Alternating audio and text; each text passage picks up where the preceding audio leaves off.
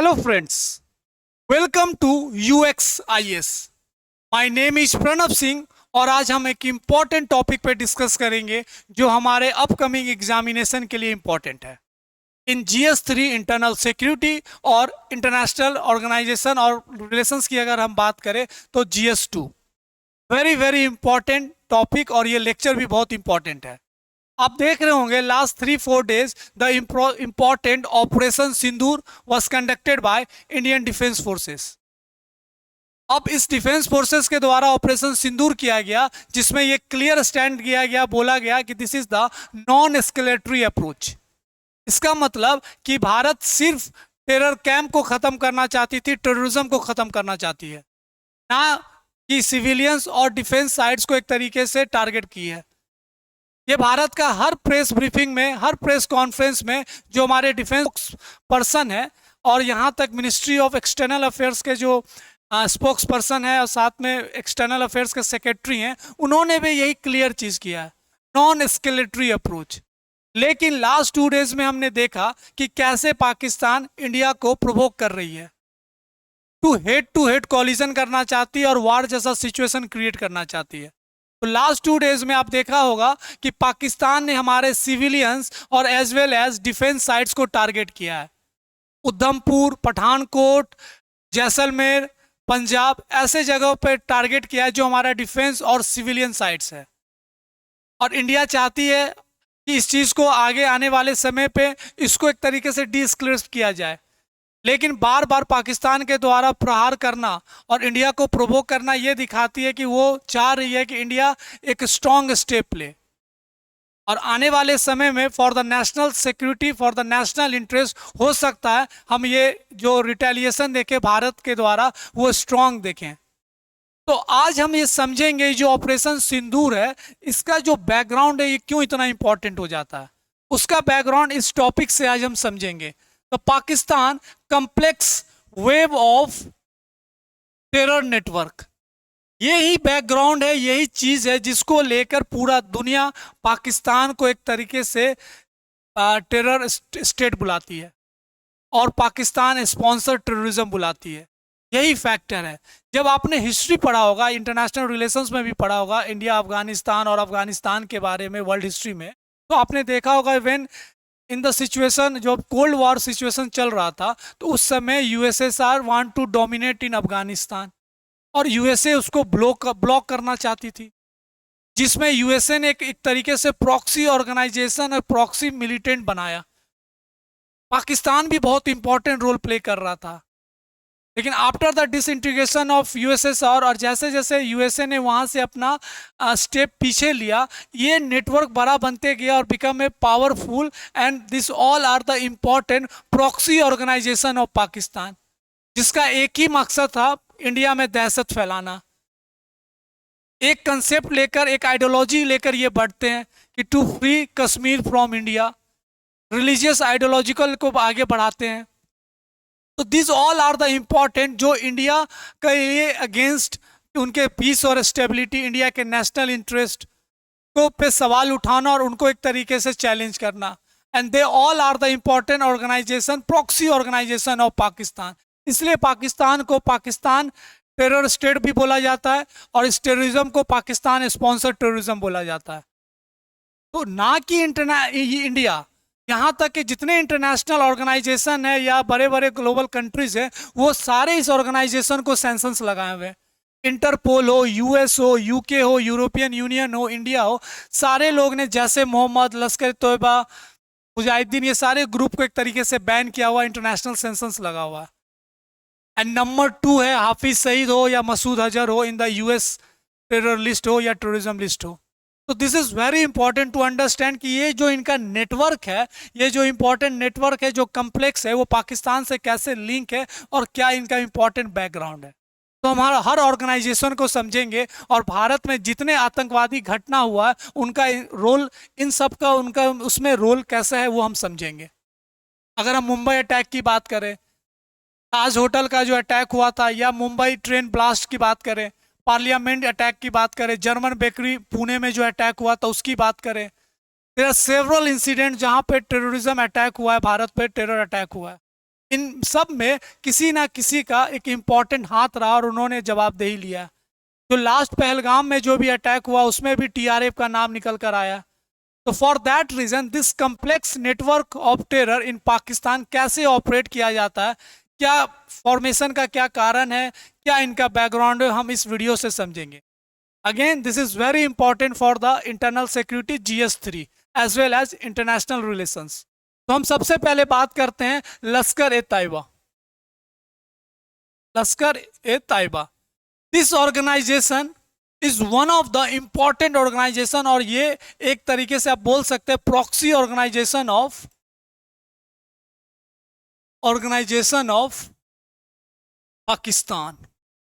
और इनका काम है भारत में दहशत फैलाना, to free Kashmir from India. इनका मानना है कि कश्मीर भारत का अंग नहीं, पर पूरा दुनिया ये जानती है कि Kashmir, Jammu and Kashmir is the integral part of India.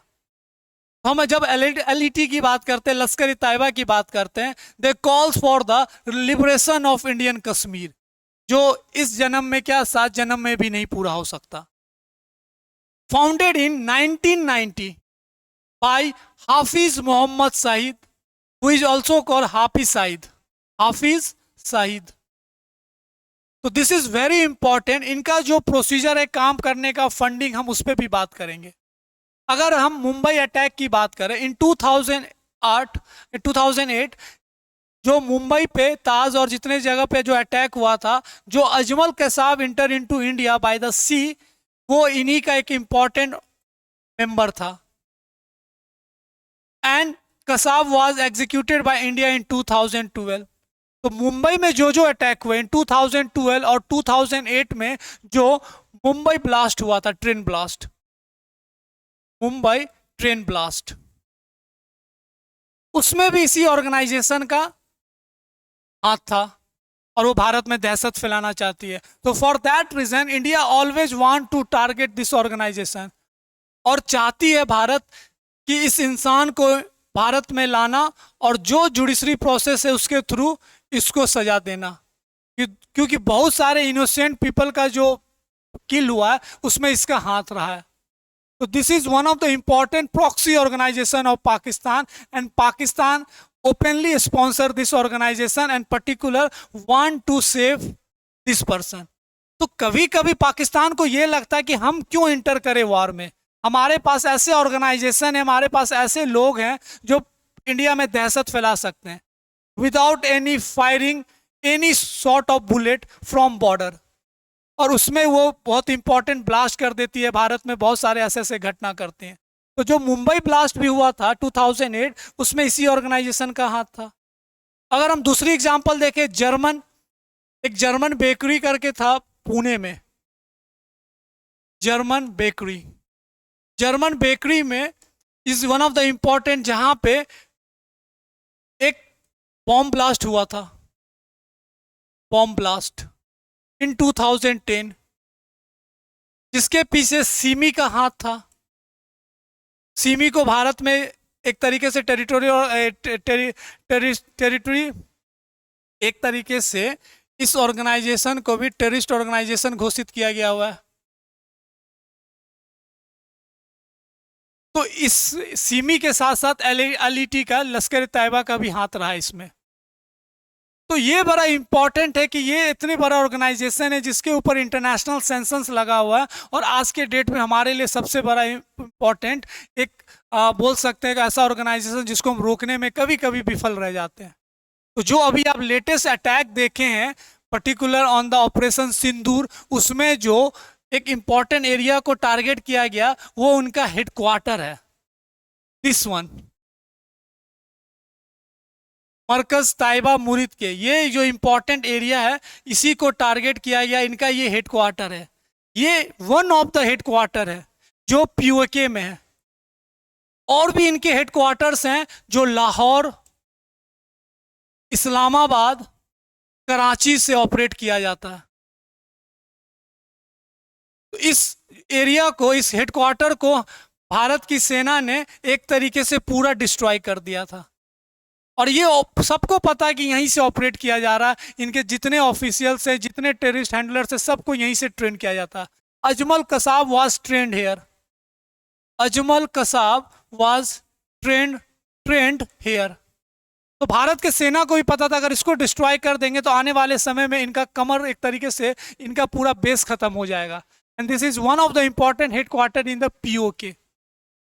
इनका एक भाई है, ये जो टेररिस्ट है, इनका एक भाई है, वो एक तरीके से सारा चीज को ऑपरेट करता है। इनका एक भाई है जाकिर रहमान लखवी, वही माना जाता the mastermind behind the Mumbai Mumbai Taj hotel जो ब्लास्ट किया गया था, वो मास्टर माइंड था। तो this is one of the important terrorist organisation जिसको दुनिया में ने भी बैन किया हुआ है, यहाँ तक जितने ग्लोबल कंट्री है, और जिसका फाउंडर और जो इंपॉर्टेंट लीडर है वो है हाफिज सईद। अगर हम इसके फंडिंग की बात करें तो पाकिस्तान का आईएसआई जो है वो फंडिंग करता है, साथ में कुछ इंपॉर्टेंट कंट्रीज हैं वेस्ट एशिया के जो इनके आइडियोलॉजी को सही मानता है, वो फंडिंग करता है। एंड सम अदर ऐसे लोग हैं जो इसको फंडिंग करता है। And one of the richest organisation अगर हम टेररिस्ट की बात करें, Lashkar e Taiba, and very powerful. तो this is one of the important organisation जिसके बारे में हमें नेटवर्क हो या इसके जो कम्प्लेक्स स्ट्रक्चर हो उसे समझना था। And this is one of the important जिसको ऑपरेशन सिंदूर में डिस्ट्रॉय किया गया, इनके हेडक्वार्टर्स को, जो मुरीदके में था, जो मैंने अभी डिस्कस किया। Ajmal Kasab was trained here. Indian forces struck LAT Markaz Taiba, जो मैंने बोला मुरीदके में। Kasab has been trained at this camp. Pakistan says LAT has been banned. However, following an attack Kashmir का Pulwama in 2019, Pakistan also reimposed a lapsed ban. Jamatul, बहुत सारे लोगों का fundamentals वही है कि इनको बैन कर दीजिए, but this type of ban by Pakistan वो एक तरीके से कुछ नहीं होता। एंड प्ले इंपॉर्टेंट रोल, दहशत फैलाने में बहुत इंपॉर्टेंट रोल प्ले करते हैं। अगर हम दूसरी ऑर्गेनाइजेशन की बात करें, जैसे मोहम्मद और the army of Mohammad was formed around 2000 by Masood Azhar. वही मसूद अजहर जिसे हमने रिहा किया था, और एक तरीके से जो हमारे पैसेंजर थे आईसी जो हाईजैक हुआ था, आईसी 814 कांधार हाईजैक आपने पढ़ा होगा, उसमें हमने मसूद अजहर को ही छोड़ा था। Azhar had been arrested on terrorism charges and released in exchange for 155 hostages being held by hijackers of Indian airline planes. उस दिन हमने इसे छोड़ा और आज के डेट में हमारे लिए सबसे बड़ा टेररिस्ट ऑर्गेनाइजेशन और टेररिस्ट बना हुआ है। जो भारत में जो भी बड़ा घटना आप देख रहे हैं, पार्लियामेंट अटैक, उस सब में इसका डायरेक्ट लिंक रहा है, और हमारे पास सबूत है, लेकिन हम कुछ नहीं कर सकते क्योंकि they all are safe and sponsored by Pakistan. Azhar previously fought under the banner of group called हरकत ul Mujahideen.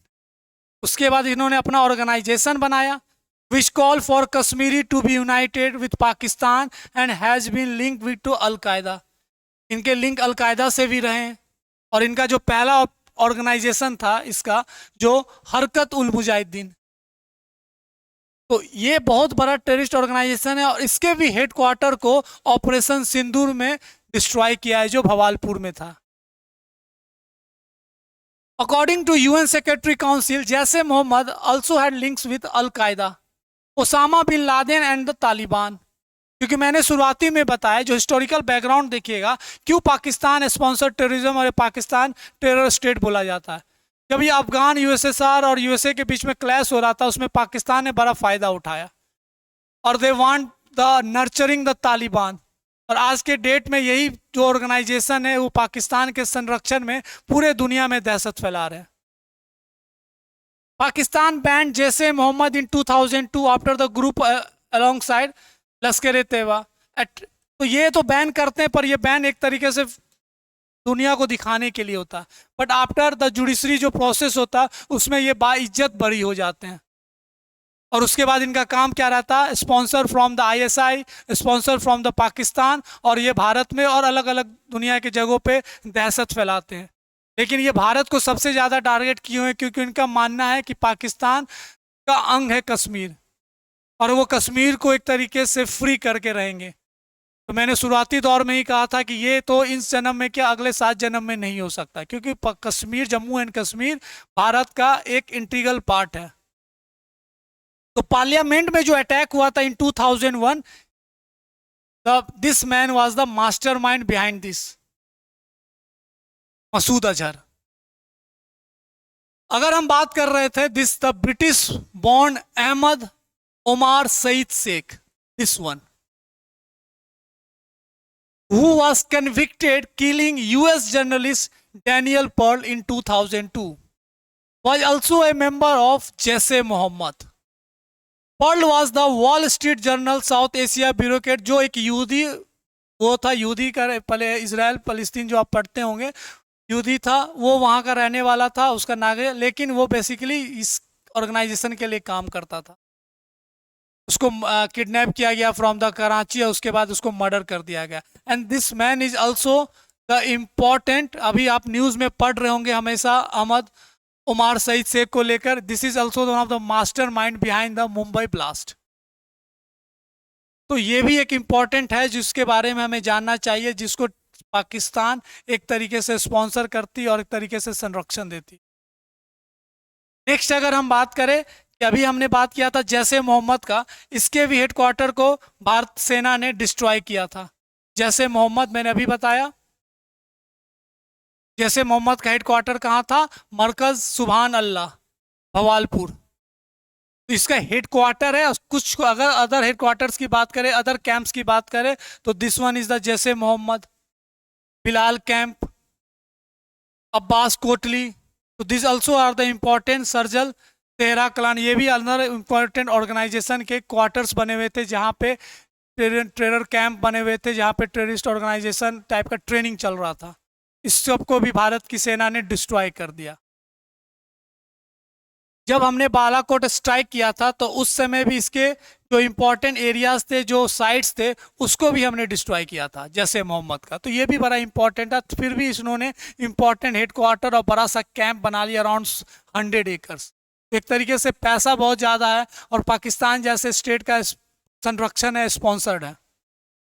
Now moving forward, हिजाब उल मुजाहिदीन, ये भी एक इम्पॉर्टेंट मुजाहिदीन ग्रुप है, टेररिस्ट ऑर्गेनाइजेशन है, जिसको बोला जाता है पार्टी ऑफ, बोला क्या जाता है, ये अपने आप को बुलवाते हैं party of holy fighters. was formed in 1989 by Kashmiri separatist leader Mohammad Hasan Dar. Mohammad Hasan Dar, Mohammad Hasan दार को अगर आप देखेंगे तो ये है मोहम्मद हसन दार, इसका ये अभी इम्पॉर्टेंट प्लेयर है, जो ये है मोहम्मद हसन दार, हिजाबुल मुजाहिदीन का फाउंडर। एंड इसी के ऑर्गेनाइजेशन का पार्ट था बुरहान वानी, जिसको हमारे इंडियन फोर्सेस ने तरीके से नॉकआउट किया, ख़त्म किया, क्योंकि वो भी दहशत फैला रहा था पूरे कश्मीर में, जम्मू एंड कश्मीर में। इसी ऑर्गेनाइजेशन का वो पार्ट था, उभरता हुआ, इनके तरफ से उभरता हुआ सितारा बन रहा था।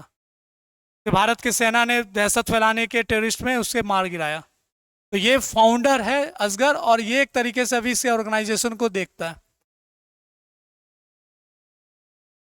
हिजाबुल मुजाहिदीन की अगर हम बात करें, बैकग्राउंड देखें, तो कश्मीरी सेपरेटिस्ट लीडर मोहम्मद हसन दार का बनाया हुआ ऑर्गेनाइजेशन है। Group emerge out of 1988 protest in the Kashmir against the Indian government. The group also called hijab has become the largest indigenous rebel group based in Kashmir. तो बुरहान वानी वाले जो मैंने आपको बताया, इसी चीज़ से बिलोंग करते थे, हिजबुल उल मुजाहिदीन। अब ये सब क्या है ना, इम्पॉर्टेंट सब्सिडरी ऑर्गेनाइजेशन है, किसके? लश्कर तैयबा के और जैश मोहम्मद के। इनका काम है रिक्रूटमेंट कराना। 60 to 70% ऑफ देयर रिक्रूटमेंट लश्कर का हो या जैसे मोहम्मद का हो, यही छोटे छोटे ऑर्गेनाइजेशन उसके लिए काम करते हैं। हिजाबुल मुजाहिदीन हो, TRF हो, या अदर ऑर्गेनाइजेशन हो। तो ये पूरा एक तरीके से रिक्रूटमेंट का काम देखती है, और यहीं से लोगों को एक तरीके से जिहाद के नाम पे और सारा चीज़ को माइंड वॉश करके उनके ऑर्गेनाइजेशन से जोड़ा जाता है। उसी का एक सबसे बड़ा एग्जाम्पल आपको मैंने भी बताया, बुरहान वानी।